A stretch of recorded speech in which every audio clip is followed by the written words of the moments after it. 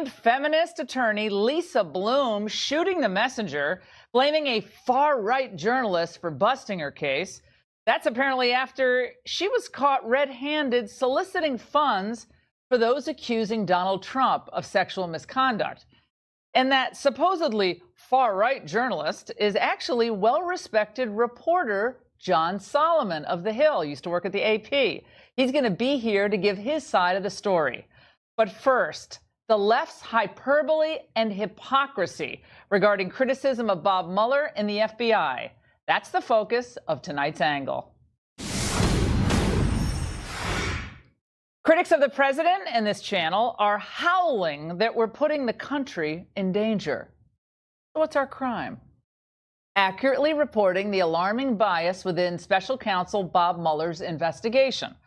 Despite the fact that Mueller and his team have unearthed no evidence of so-called collusion between Trump and Russia, the left considers it, basically, it's a crime to even raise legitimate questions about the staffing and the tactics of the Mueller investigation. And they're now going into full-on apoplexy. This has been a months-long orchestrated, frankly, pathetic and also dangerous attack. It's a real example of the divide in the country and how conservative media is fueling that divide right now. They are fomenting a constitutional crisis. Yes. What they are doing could lead to violence. Oh, really, Joe? Come on, even you don't believe that. So let's get this straight. The Democrat smear machine can run 24/7 maligning President Trump. They use innuendo and anonymous leaks, but the special counsel is beyond reproach. They have their billionaires like Tom Steyer launching these absurd impeachment efforts on TV. They have Hollywood infecting their programming with tedious anti-Trump vitriol. And who knows how many congressmen and senators are now demanding the president's resignation. Yet they want us to tone it down? And they want us to, refrain from exposing the rank conflict presented by current members of the Mueller team? People like Jeannie Rhee and Andrew Weissman, we can't mention them? In their warped worldview, you can call for a president who, by the way, oversees the FBI to step aside because of decades-old allegations, but we can't call for the resignation of Deputy FBI Director Andrew McCabe, who's at the heart of this entire mess? Oh, isn't that nifty? It's like heads you win, tails we lose. Nice try. We have every right to report on the abuse of power within any agency of government, a principle Democrats used to favor. Indeed, if anyone has attacked law enforcement unfairly over the years, it's the Democrats and their enablers in the media. Who can forget fanning the flames in St. Louis or Baltimore? This is the same media who denigrated law enforcement officers for years in defense of social justice warriors and false narratives.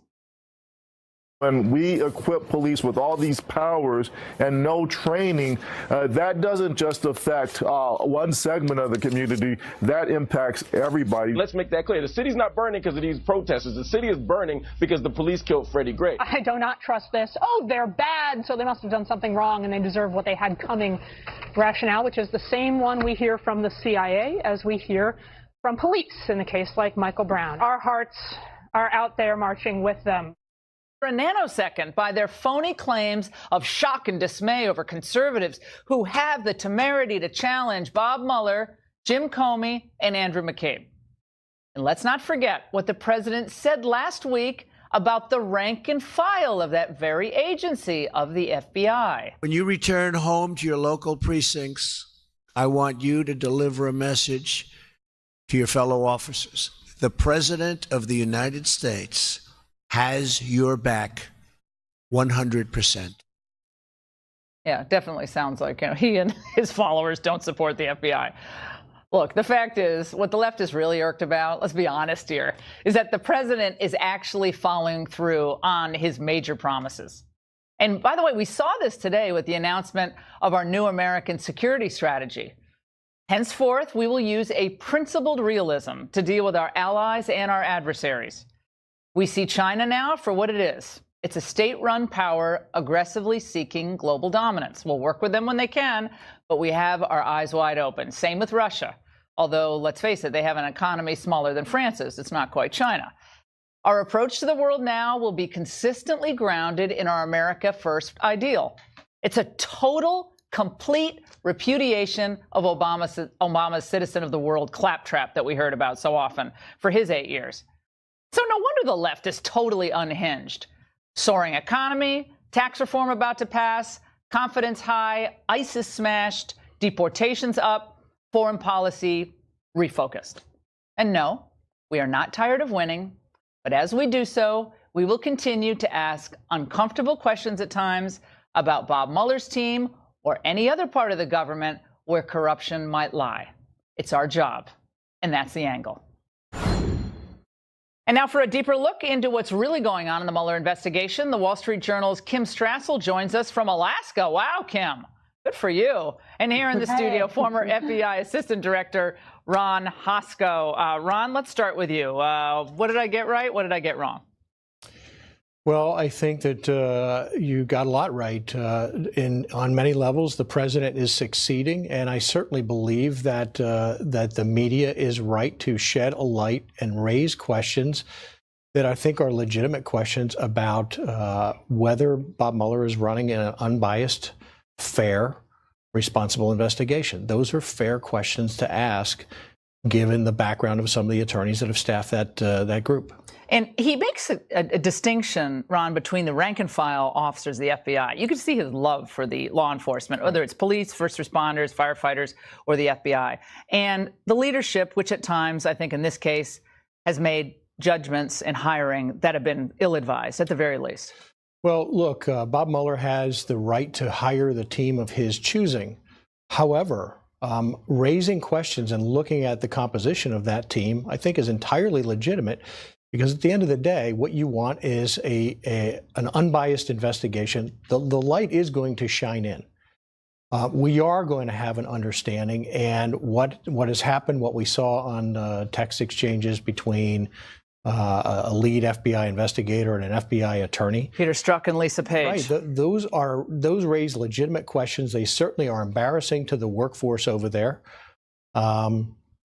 And look, the FBI knows, the rank and file know, and the senior leadership knows that your personal biases can never infect your work. We all have certain biases. We all have proclivities, but you can't let it infect the work. Kim, let's go to you. You've been reporting extensively on this. The apoplectic response by the left for these legitimate questions, as Ron referenced, as a former FBI man himself, assistant director.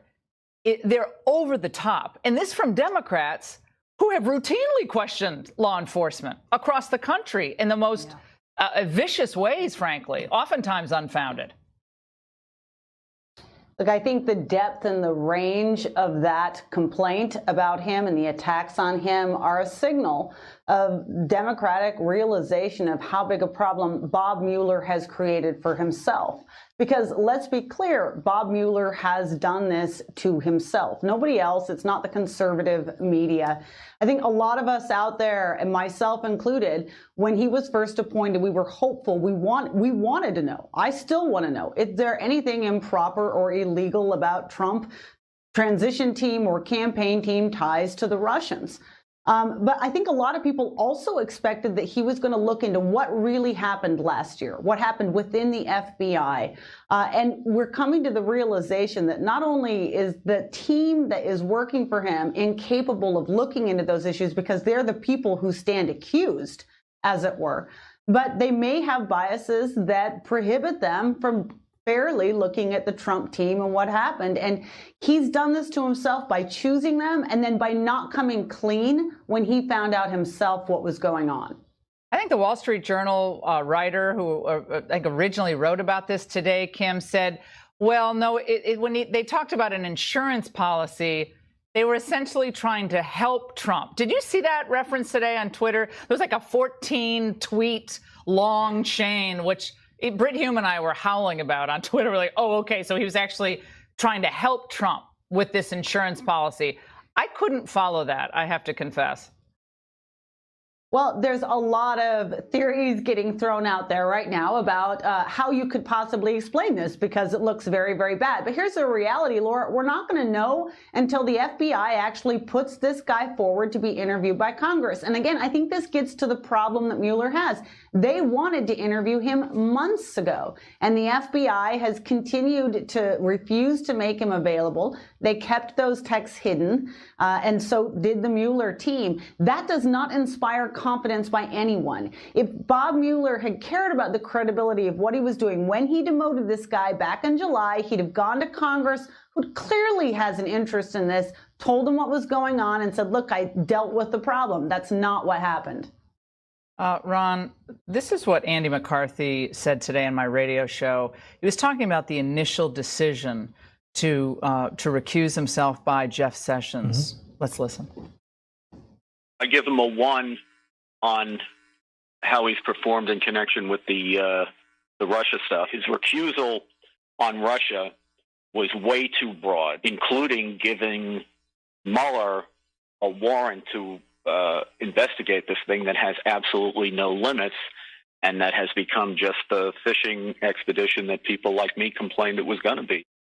So he gave Sessions a 1 out of 10, and the handling of this thing and most everything else, he's been fantastic. Right. But this was a mistake from the beginning. No evidence of a crime, yet a limitless supply of lawyers, money, and time. Yeah, there's a couple things that give me faith in Bob Mueller and in the outcome of this investigation. Like Kimberly, I want to know too. One, I worked for Bob Mueller. I think he's a person of high integrity. He's a patriot. Two, the sun will shine in on this investigation. The results will tell us what did he find. It could well be, and we haven't seen him get close to the president yet, could well be that he finds nothing, that he's found some other lower level criminality by Mike Flynn, who's pled guilty, by Paul Manafort, who's been charged, and a couple of others. But because this is going to play out in the U.S. courts, we're going to get to see what the evidence is. We're going to get to see the strength of the evidence. It's not going to play out in the U.S. courts regarding the president. That's not how it works. It's going to be impeached or not. It's not going to play out in the U.S. courts. I'm talking about these collateral players. Well, by Manafort, but that's not close to what the president was about. The Manafort stuff, I don't see how that has any relevance. And Kim, the Manafort trial that will come up this year, perhaps, I mean, I'm not seeing any evidence so far that that's connected to anything really close to the president at all. No, I mean, this is part of the disillusionment, I think, with the Mueller probe, was people were hoping that he was going to go in and we'd somehow get the story of what happened in 2016. People are now being reminded that's never what happens when you have a special prosecutor. We've got these lower level crimes. They somehow cast suspicion on the Trump team, but they don't tell us anything because they're not crimes that are in any way related to what the original charges were: obstruction, collusion, etc. And, you know, I'd have been much happier if Bob Mueller, in the way of finding these things along the way, referred them back to the Justice Department to handle and simply have decided, is there collusion? Is there obstruction? If not, close up shop and then let the regular not a crime. Justice As Andy Department McCarthy keeps saying, and as Andy McCarthy keeps saying, collusion, there is not a crime in actually speaking to Russian officials during an election cycle. That's like another thing that people keep repeating. That's not in the Federal Register as a crime. So the underpinning of this investigation from the beginning, from Sessions recusing himself, which I think was a huge mistake, to the naming of Rod Rosenstein as Deputy Attorney General, to Rod Rosenstein calling a special counsel, those are cataclysmic decisions. And I think those are going to go down as not smart decisions in the end. But great to see both of you. Thank you so much. Thank you. By the way, guys, a famed feminist attorney is accused of offering women payments who made accusations against Donald Trump. She's going after that reporter who broke the story. He's going to defend himself up next. Stay there. Attorney Lisa Bloom is now under fire after reportedly offering money to women willing to accuse the president of prior harassment. At the very least, Bloom engaged in a perverse kind of financial incentive to attract accusers, truth being a perhaps secondary consideration. Now Bloom is going on the attack, smearing the reporter who broke the story, John Solomon of The Hill, calling him a far-right journalist. In reality, John has broken many important stories this year, He joins us now with his side of the story. John, you far-right journalist, used to work for the AP. That's right. Did stories about rape in the Congo all those years ago. I mean, you won awards and so forth. But by the way, in law school, I had a license plate on my Honda Civic that said far-right. So does that, am I part? You clearly are, yeah. Far-right on it. Everyone thought it was very funny. So she's on the attack, saying that you're distorting what really happened. It's not fair. What's your reaction? You know, I learned a long time ago. I've been an investigative reporter for 30 years. If you can't attack the facts, you try to do an ad hominem attack on the reporter. The facts are unassailable. And it is true that though she says she represented women pro bono, she had a nice way of collecting a 33% commission by selling their stories to the tabloids. It's unassailable that she arranged for donors, possibly related to the election, to pay these women money. And I think the women, at least one of the women, described a lot of pressure she felt as the election day got nearer for her to try to come out and make these allegations against Trump. Those are things that are not in dispute. This is what Lisa Bloom told Joy Reid over the weekend. Let's watch. Donors reached out to us and said, my God, what can we do to help her or other women come forward? They're in fear. You know, we have this very unequal playing field here. And we discussed arranging for security and relocation services for any women who wanted it. I want to be very clear. Neither Hillary Clinton nor anyone from her campaign was associated with any of those offers for relocation and security. John, no one from the campaign, Hillary, didn't know anything about it. What little factoids should she leave out in that? Well, one of them is she will not answer whether she talked to the Clinton super PACs, which is where the real big money is in the election, right? The candidates are capped at $2,400. Super PACs can take a lot more money. She will not answer the question. I've asked it 100 times. Can't get an answer out of her. She also didn't talk about that little mortgage payment for that house in Queens let's that go Ms. through some Harth of the things. needed. Yeah, one of the women got offered $750,000. You could buy the Secret Service detail for that. You don't need that much protection. And there was other things going on. The woman said one of them wanted their mortgage to get paid. The other woman said, I want my college tuition for my kids paid. It was a lot more than security. I want to read an email, a story that you broke tonight on the Hill from Jill Harth, the New York makeup artist who accused President Trump in a suit she ultimately dropped in 1997, alleging some type of misconduct. This is what she wrote. She wrote to Trump's assistant, Rona Graff. I also want to put it out there that I would be willing to say at a rally or somewhere how Trump helped me with my self-confidence and all positive things about he is with women to counter any potential negativity that may come out at some point in the campaign. Now, this is from a woman who supposedly was going to come out and it came out and said, well, he mistreated me, in between her two broke me or something like that. That she. In between her two accusations, there's a much greater context to this email. She wanted a job with the Trump campaign. She asked to be his campaign makeup artist. Whoa. Someone gropes you. You actually file a suit that you ultimately drop, but you obviously can't like him. Allegedly did this. Then she wants to work in the campaign as a makeup artist? More than that, she wanted him to be the pitch man for her new cosmetic product. Oh, anything else? No, that's it. Those are the two things that what was it? What was it? Mascara? It was called. What was Donald Trump going to have, like mascara on? What was he possibly going to put on? His face? It was a whole male beauty product line. Wait, so she wanted him to do infomercials for her, well, some sort of pitchman work. Yeah, absolutely. Yeah. But she came out and said tonight that.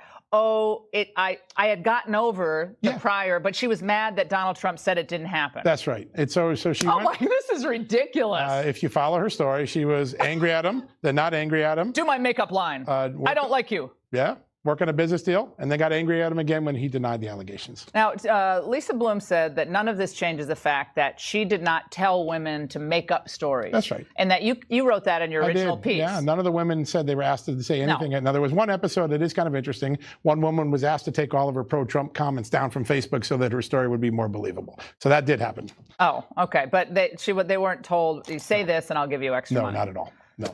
Well, it's so good to talk to a far-right journalist tonight, and all of your credentials over there. It's a weird feeling sound to me. Yeah. All right. John, it's always great to see you. Thanks so Laura. much. Appreciate it. And joining us now to analyze all this is civil rights attorney Harmeet Dillon from San Francisco, along with Juan Williams, the co-host of The Five. All right, Juan, hit me with your, I shouldn't say hit me because that'll come out the wrong way, but you know what I'm saying. I can't say anything anymore without offending someone. I would agree. But no, I thought you actually hit the right point, which is, From the perspective of the women, there's no indication here, no matter, despite what Lisa Bloom may have been up to, that they were in fact fabricating accounts. Their integrity is not in question here. What's in question is whether or not Lisa Bloom, as a lawyer, was really overstepping bounds in terms of either doing business with donors or potentially willing to take money from tabloids in exchange for the stories coming from the women. But in terms of the charges the women were levying against Donald Trump, there's no indication here that they were making things up, Laura. Harmeet, your reaction to this? I mean, were $750,000 offered? They were in touch with donors to Hillary Clinton, who after that canceled press conference and before they were being offered money as well, right before the election. Your reaction to this? Yeah, well, I mean, in the real world, I think what Juan said was nice in fantasy land, but in the real world, people actually do change their stories in exchange for $750,000 or their mortgage paid off or their kids' college paid for. And, you know, what disgusts me as a plaintiff's lawyer is that people do have real things that happen to them. And when this type of situation happens with an unethical, unscrupulous, and frankly, law-breaking lawyer like Lisa Bloom, what you have is a situation where people then begin to doubt the stories of legitimate victims of sexual harassment and other discrimination. And that kind of disgusts me. And, you know, it's by the way, has anyone asked the question if Lisa Bloom says, oh, well, donors were calling me and approaching me? I mean, how does that work? How does that work? How do the donors know to call Lisa Bloom or Gloria Allred, her mother, any of these types of far-left feminist lawyers, self-proclaimed feminist lawyers, unless it's put out there by somebody that these women are willing to source victims to come forward and tell their story? And I have to credit Lisa Bloom for her creativity here. Getting some donor to make a illegal campaign contribution, really a donation in kind to the Hillary Clinton campaign, and then herself personally profiting from that. I mean, that's a pretty good. If she pulled it off. Yeah, that's a pretty good system. I want to go back to John. If you can get it. I mean, I want to go back to John Solomon for a moment. John, any progress on the reporting on the donors, who they were, how much they were offering? It sounds like something Steyer would be up to, if you ask me. We're calling lots of people and just doing the old-fashioned gumshoe work, trying to find those donors and what motivated them to make that check. Because the motivation can fall under federal election law if, in fact, they were trying to influence the election with this money. Yeah, Juan, the question of whether there are campaign finance reform violations, campaign finance law violations, is an interesting one, because if your goal is to influence the outcome of an election, as John wrote tonight in his original article, it seems like that was the goal, because she was flying all over the country trying to get this woman to show up at this press conference and said it's really important that you tell your story, and obviously it didn't happen with that last woman. But that seems like it's certainly an effort to influence the outcome of an election. If you're offering money, as Harmeet said, that's an in-kind donation to a campaign effort. You could, without a doubt, be at least raising questions about campaign finance here. If you're talking about $750,000. Well, you could raise questions, but I still don't see that there was a crime. I don't approve of Lisa Bloom's behavior, because it looks to me, as was pointed out, that it then opens questions about the credibility of the women's testimony. But as John said, there's no indication that the woman made anything up.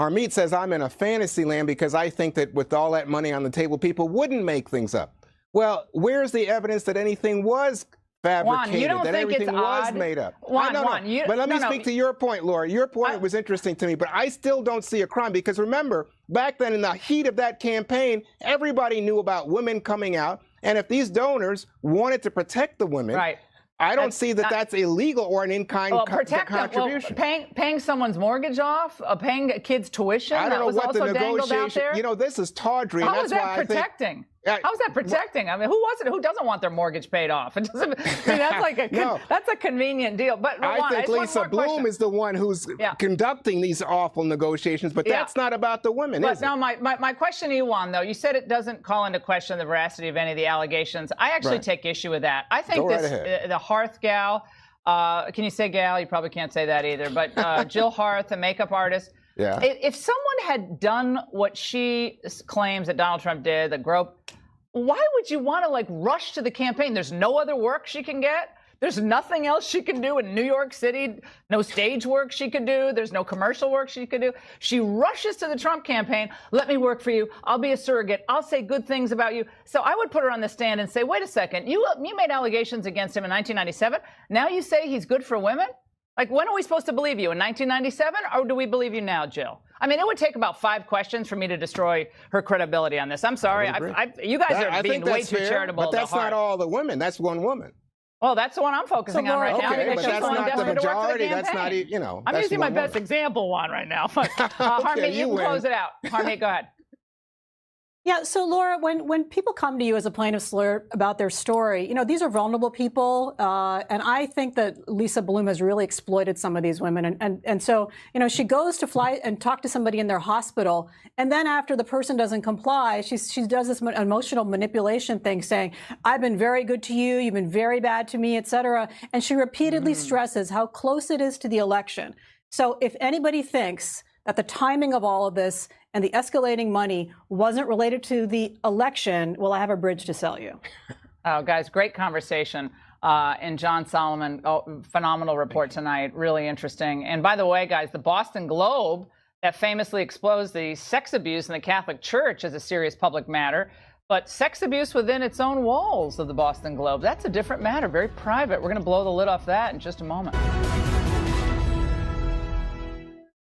Talk about a double standard. Get this. The Boston Globe won plaudits and a Pulitzer for its reporting on sexual abuse in the Catholic Church all those years ago. And now the Globe is accused of its own scandal, covering up the names of its employees charged with sexual misconduct. The Globe says the misconduct of its own employees is a confidential personnel matter. This from the paper that argued the public interest outweighed the privacy of priests and seeking to unseal evidence.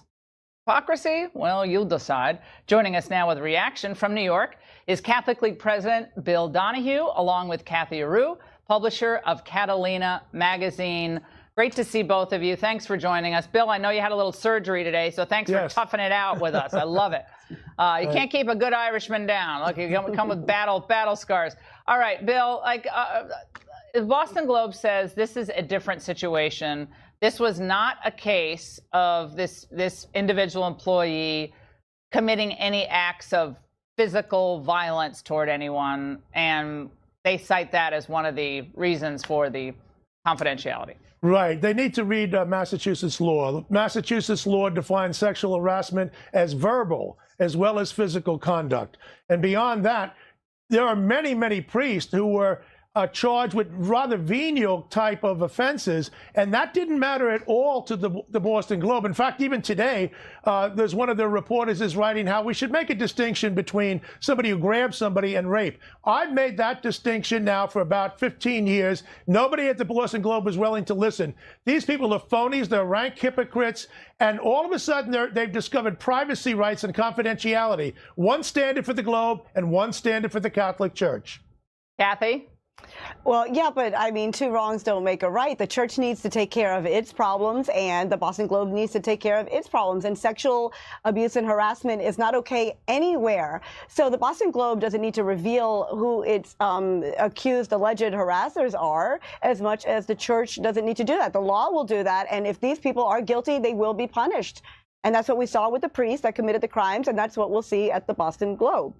So I don't see a double standard at all. Kathy, this employee apparently, I mean, this young woman in her 20s said, and she filed this complaint back in March, said that he propositioned her to have sexual relations with his wife, but using vulgar sexual language, according to the employee who filed the complaint. Other sexual harassment allegations have since surfaced. The reporter resigned. Okay. They declined to identify the employee because his alleged conduct did not involve physical contact, threats, or persistent harassment. Well, I mean, how do you describe persistent? I mean, was this one allegation? Was it many allegations? It seems like there were other allegations that have surfaced since that original allegation. So there's persistent conduct, maybe not with that one employee, but there could be a pattern or practice of this type of conduct in the newsroom. But it seems like it's a question of whose ox is gored here. They now want the confidentiality, and they championed this idea of full transparency back in 2003 or 2002. Right. Well, back then they did it because there was a definite problem going on with the Catholic Church, and they were revealing the problem as a media source should do, as the media should do. That's what the media does. They're the watchdog of the United States. Yeah, but they're not going to be a watchdog of themselves. World. They don't want to reveal the name of this individual. But this is an alleged case. It's alleged. We don't know, and they're not going to destroy a person's reputation and life based on an accusation. The law. Okay, so you think all the men who are accused of sexual harassment in all these cases, their names shouldn't be used? Their name, the law doesn't require that their names be used. No, you don't ruin a person's reputation. It's America. You're innocent until proven guilty. It's not a court of law. It's not a court. This is Laura, let me give you an example of just how phony these people are. Not just at the Boston Globe. A number of years ago, a reporter from CNN came to my office and insisted that the Catholic Church post the names of all the accused.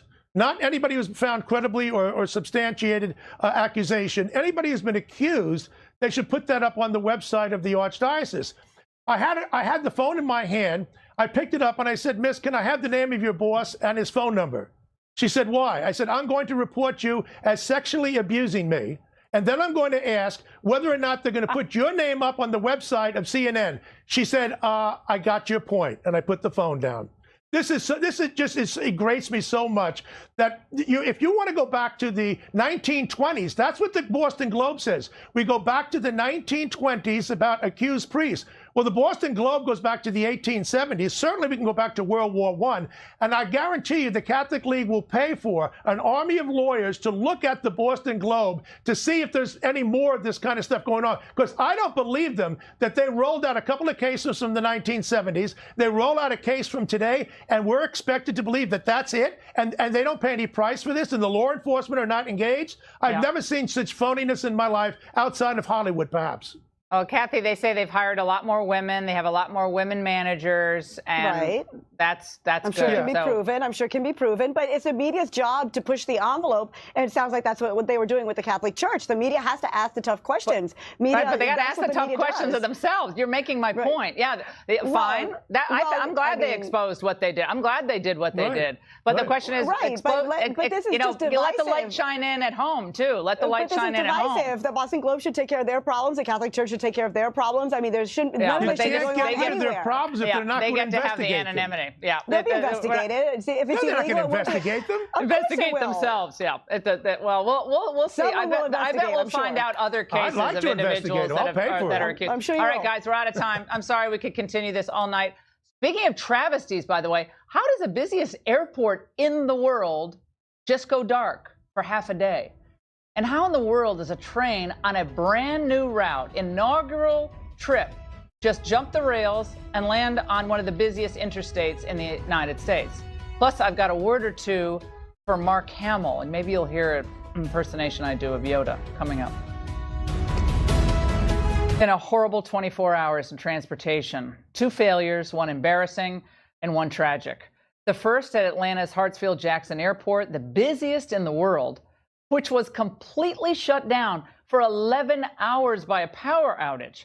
And then this morning, tragedy struck as a Washington State Amtrak train derailed, plunging off a bridge onto Interstate 5, killing at least 3 people, injuring more than 100.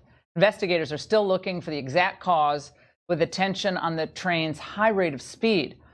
As a candidate, and today, President Trump warned about the country's infrastructure and that it was crumbling. It's one thing to have 20 trillion in debt and our roads are good and our bridges are good and everything's in great shape. Our airports are like from a third world country. Let me begin by expressing our deepest sympathies and most heartfelt prayers for the victims of the train derailment in Washington state. It is all the more reason why we must start immediately fixing the infrastructure of the United States. Joining us now with a reaction from Lubbock, Texas, is Oliver McGee, a former U.S. Deputy Assistant Secretary of Transportation. It's great to see you, sir. The president commented about infrastructure regarding the Amtrak derailment. However, that was an inaugural route of for that train, was it not? And it might not be an infrastructure issue on that particular accident. Well, thank you for Thank you for having me, Laura. It probably is, because this was about positive train control, and usually that new technology takes a few months to get in a new inaugural ride for a new high-speed rail system. It's really designed, Laura, to look ahead in the communication channels. It gives communication back to the cockpit of what's in the railway road. And this train accidents, if we do technical speculation, is indicating that possibly the train ran into something, and that's what caused the tumbling cars. But also, there was speed involved, so we have a lot of momentum involved in here, which tossed the cars off the embankment. And then most importantly, this was going into a historic bridge, and it had very little embankment control for having the cars to tumble there's off the infrastructure. The Trump is right again. Okay, Yes. if that's the case. Yes. And you question right Trump, again. and maybe he's right again, Oliver. So, Oliver, so you have the embankment issue with the bridge. You have the speed control technology that could have been in the train. We were talking on my radio show today with my producers, and we said, how can there not be, with all of our technology, something in that train that would prevent it from going at a certain speed at a certain point? I mean, we can hit Yankee, home plate at Yankee Stadium from outer space, but we can't slow a train down remotely?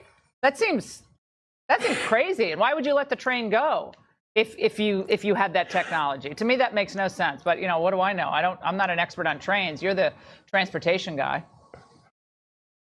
Well, really, this is going to be about the transportation infrastructure bill of President Trump, and he's going to be really looking at transportation science and technology, and it's about the 7 grand challenges that Infotech, which is going to be the information communication systems that are in the trains.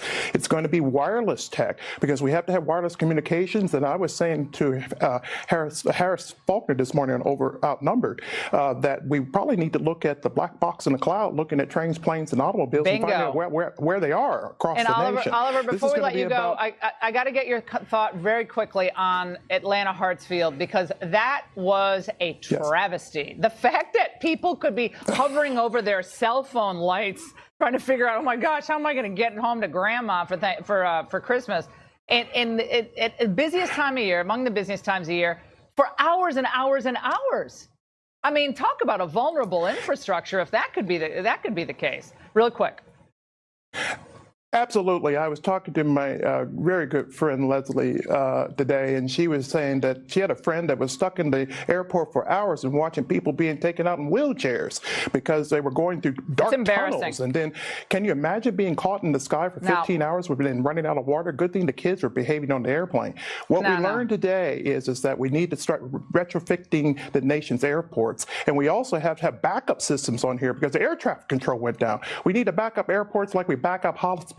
Can you imagine a hospital having a blackout and people are sick inside of a hospital? We can't have a sick airport. We can't have a sick security all in of this, President Trump talked about this on the campaign trail, and he made this a priority, and he was right. Guys, we have to take a break. Mark Hamill, a.k.a. Luke Skywalker, going very political with his lightsaber. We're going to talk about that in the very, very, very near future. Stay with us. The Force may be with Luke Skywalker, but the facts are with Ted Cruz. Actor Mark Hamill, whose latest Star Wars flick is killing it at the box office, is dueling with Senator Cruz. What are they battling over, though? Net neutrality. I kid you not. It all began with a tongue-in-cheek video from FCC Chairman Ajit Pai celebrating the virtues of repealing net neutrality. And at one point, he put on a black hoodie while swinging a lightsaber as the Star Wars theme played. Well, that was too much for Mark Hamill, who took to Twitter claiming Pai was not fit to wield the lightsaber, accusing him of siding with corporations over the common man. Yesterday, Cruz responded, tweeting, "Luke, I know Hollywood can be confusing, but it was Vader who supported government power over everything," adding, "Reject the dark side. Free the net." Hamill fired back, "Thanks for smarm-spaining." Oh, I hate that. Smarm-spaining it to me, Ted Cruz. I know politics can be confusing, but you'd have more credibility if you spelled my name correctly.